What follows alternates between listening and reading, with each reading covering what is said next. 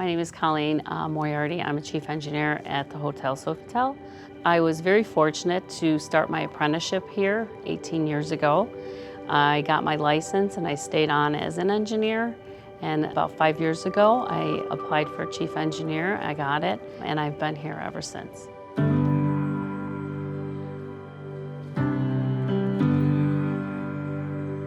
What I love most about engineering is every day is different. And not only is it different, but it's sometimes a challenge every day.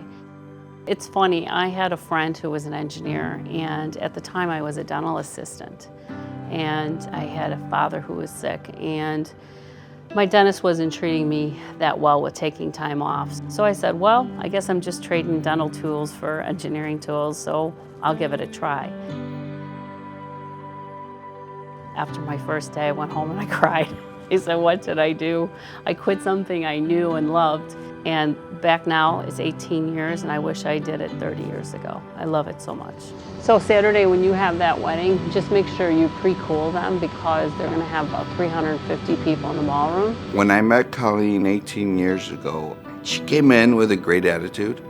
She was willing to help, whatever it was. I mean, she was a hard worker, and it wasn't long before, she gained the respect from everybody. It was intimidating, I'll definitely say that. Sometimes the acceptance of women wasn't there 18 years ago.